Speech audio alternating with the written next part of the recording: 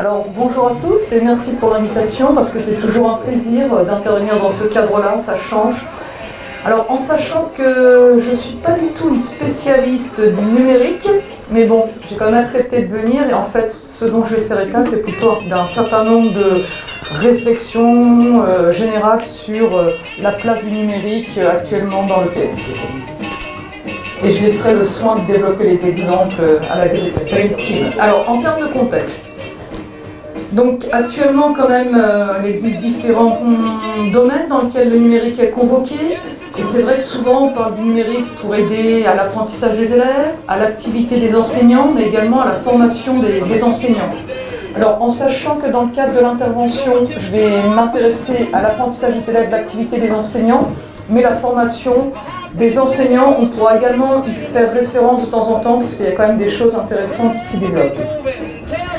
En termes de contexte aussi, actuellement, dans la panoplie, on va dire, qui est offerte aux enseignants d'EPS, une panoplie intéressante en termes déjà d'outils, puisqu'effectivement, on a des outils nomades de plus en plus performants et qui peuvent être utilisés dans le cadre, enfin qui sont embarquables et qui peuvent être utilisables dans le cadre des situations d'EPS. Et puis également des propositions, pas que des outils, mais également un certain nombre de propositions pédagogiques. Et on voit bien sur les sites EPS, que ce soit le site de Créteil mais d'autres, on voit quand même un certain nombre aussi d'usages ou d'exemples qui sont proposés aux enseignants. Et en sachant que quand on parle du numérique, bon, de manière un peu caricaturale, mais c'est quand même des discours qu'on entend encore, deux positions extrêmes. Pour certains, le numérique, c'est un gadget, c'est une façon d'habiller des pratiques pédagogiques traditionnelles, mais ça n'apporte pas grand-chose. Et non seulement ça n'apporte pas grand-chose, mais ça peut détourner les enseignants de leur cœur de métier, et notamment de l'observation, de la régulation des apprentissages des élèves, en portant l'attention sur des éléments, on va dire, un peu connexes. Et puis, d'un autre côté, des militants du numérique qui présentent le numérique comme étant une innovation qui permet un renouvellement des pratiques pédagogiques et le numérique qui est présenté comme étant quelque chose qui transformerait les manières d'enseigner et d'apprendre. Donc bien sûr, l'enjeu de la présentation, c'est pas de prendre position, c'est d'essayer un peu d'envisager ces deux propositions pour essayer de voir en quoi réellement, je suis un peu prétentieuse, mais de voir en quoi quand même le numérique peut aider à l'apprentissage et à l'enseignement en EPS. Et c'est vrai que dès qu'on pose cette question, ça veut dire qu'il faut réfléchir sur les effets potentiels de l'usage du numérique sur l'activité des enseignants et des élèves, en quoi ça transforme la situation d'enseignement et les situations d'apprentissage, et puis également réfléchir sur les stratégies pédagogiques qui permettent une intégration réussie du numérique dans les pratiques enseignantes. Donc moi, dans le cadre de cette présentation, je m'attacherai plutôt au premier point et je laisserai le deuxième point plutôt sur la présentation d'exemples. Alors en sachant que cette présentation, à chaque fois, on va essayer de l'ordonner en se centrant sur la régulation des apprentissages, donc vraiment ce qu'on considère comme étant le cœur du métier d'enseignant, c'est-à-dire, et on va reprendre la trame guider, accompagner, enquêter. Bon, elle vaut ce qu'elle vaut, mais au moins elle a le mérite de poser les choses. On essaiera également de différencier ce qui est l'ordre de la périphérie, on va dire, de l'enseignement ou de l'apprentissage, et ce qui est vraiment du cœur de l'enseignement et de l'apprentissage. Et puis, on essaiera d'éviter le piège de la magie du numérique, en pensant que voilà, il suffit de mettre des outils numériques et tout d'un coup, tout va pour le mieux. Donc on fonctionnera avec 3 temps. Un premier temps, on parlera du numérique et de la régulation des apprentissages, en envisageant à la fois les aides mais les écueils possibles. Ensuite, on parlera des différents niveaux d'impact de l'utilisation du numérique et ensuite des modalités d'usage.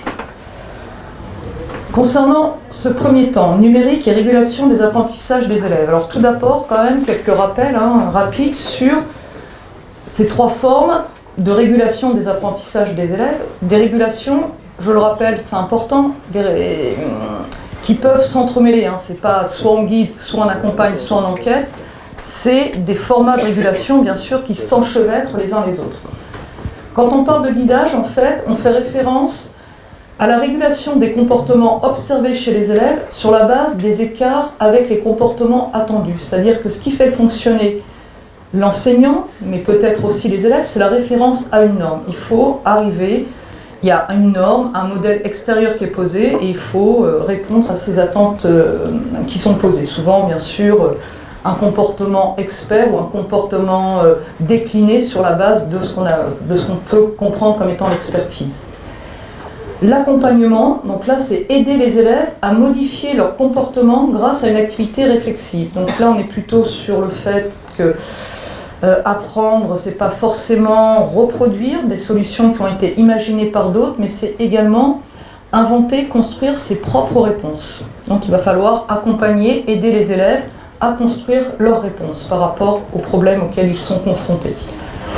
Et puis, troisième forme de régulation, l'enquête, où là il s'agit de comprendre les dimensions subjectives de l'activité des élèves pour accompagner leurs apprentissages du dedans en orientant leurs intérêts pratiques. Alors, bon, je pense que certains dans la salle sont familiers, ça correspond un peu à un présupposé de l'approche du cours d'action où d'emblée on prend en sérieux l'autonomie des acteurs avec l'idée que dans le même contexte on n'est pas forcément sensible aux mêmes éléments et que pour réussir l'enseignement, il faut absolument pour l'enseignant comprendre, accéder au monde propre de l'élève, pour effectivement agir dans ce monde propre de l'élève, sinon effectivement on agit à côté de l'élève et sans impact sur l'élève. Donc l'enjeu, essayer de voir comment le numérique peut servir à ces trois formes de régulation. Alors si je prends le guidage, donc aider les élèves à reproduire un comportement attendu, les aides possibles du numérique. La première aide, ça va être déjà d'aider les élèves à se construire une image mentale du mouvement. Aider les élèves à se construire une image mentale du mouvement, déjà en leur fournissant des modèles adaptés. Des modèles adaptés, enfin, selon, vous le savez tous, selon le niveau de pratique des élèves, ce n'est pas forcément les mêmes modèles qui sont efficaces. Quand on a un niveau débutant, ça ne sert à rien de proposer un modèle expert aussi. Il faut proposer des modèles qui puissent être appropriables, compréhensibles pour les élèves. Des modèles qui soient parlants en termes d'angle de vue, de ralenti, d'arrêt sur image, mais d'essayer de porter l'attention sur les éléments clés des comportements que l'on veut faire apprendre aux élèves. Et c'est vrai que dans ce cas-là, le numérique, c'est quand même soit une substitution ou un complément à la traditionnelle démonstration de l'enseignant ou des élèves dont on connaît bien les écueils. Deuxième aide possible du numérique, c'est aider les élèves à se situer dans un niveau. Traditionnellement, on découpe, il y a des étapes qui permettent de baliser un petit peu les progrès à réaliser pour arriver au comportement attendu. Et c'est vrai que ça permet aux élèves de savoir où ils en sont pour mesurer un petit peu les progrès qui sont à réaliser. Et puis, troisième élément, aider les élèves à réguler leur activité, puisque le numérique permet quand même des feedbacks plus rapides, plus précis, qui leur permettent de comparer le réalisé et l'attendu. Et on connaît l'importance des feedbacks, bien sûr, dans l'apprentissage. Et également des feedbacks qui peuvent porter sur la forme des actions, donc sur le réalisé, ou également sur les résultats, ce qui est produit par les actions. Juste quelques exemples de ces feedbacks. Des feedbacks qui peuvent porter sur le comportement réalisé.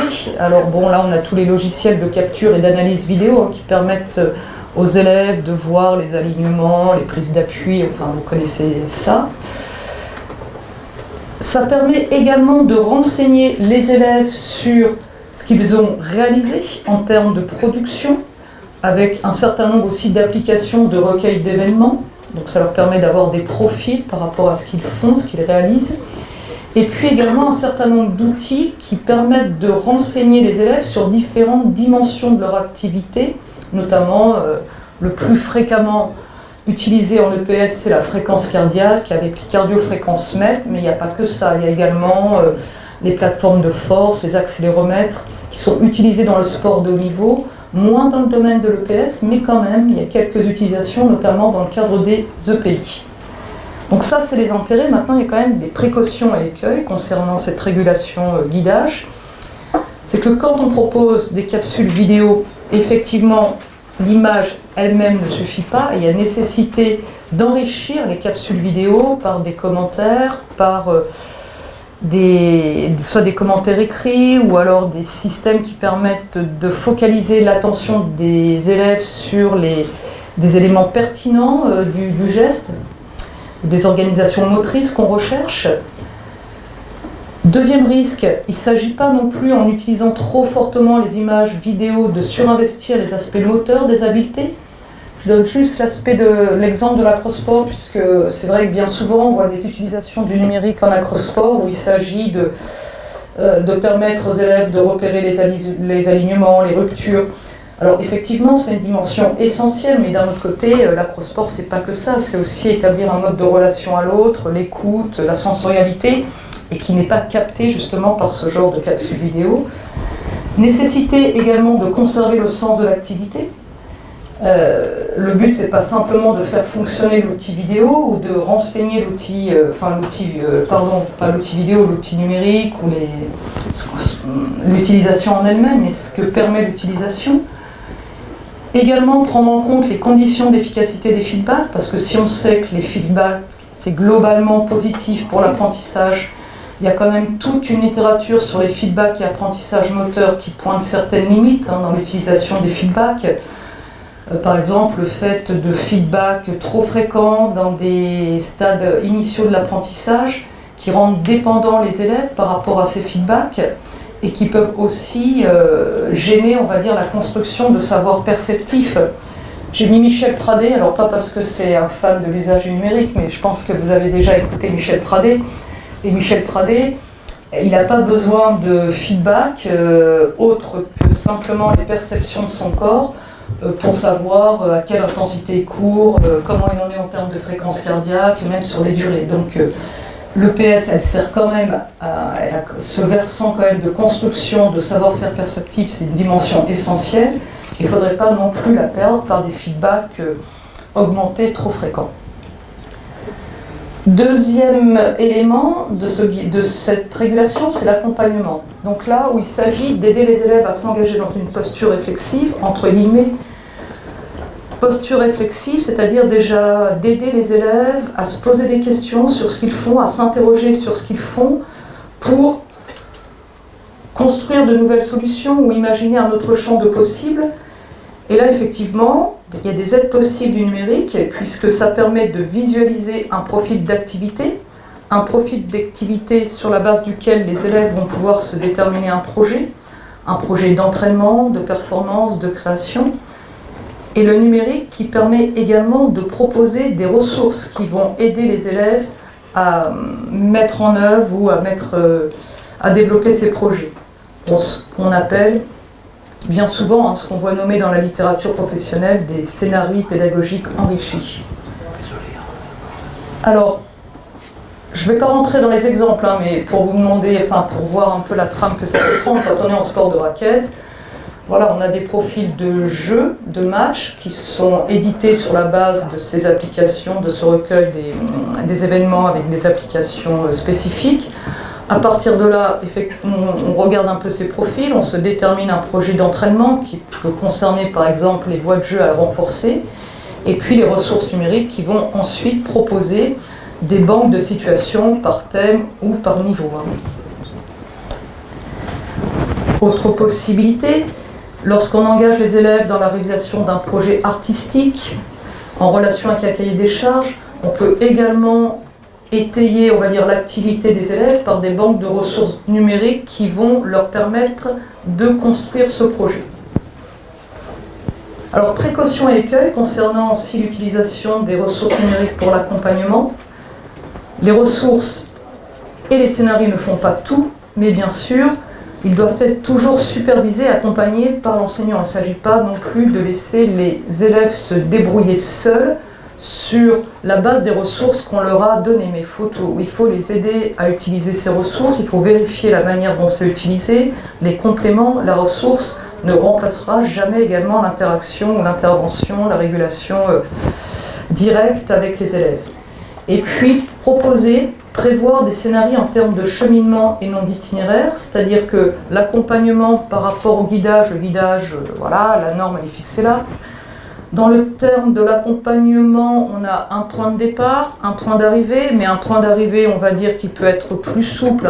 Voilà, les fameux attendus de fin de cycle des nouveaux programmes, c'est pas quelque chose vraiment de précis, c'est quelque chose aussi à redéfinir. Donc on a un point d'arrivée, et il ne s'agit pas non plus de recréer un itinéraire, de baliser de manière trop rigide un itinéraire pour y parvenir. Sinon on retombe dans le cadre d'une néo-programmation par objectif. L'intérêt, c'est vraiment de construire une ressource pour permettre aux élèves d'avoir différents cheminements possibles pour arriver à ce point d'arrivée.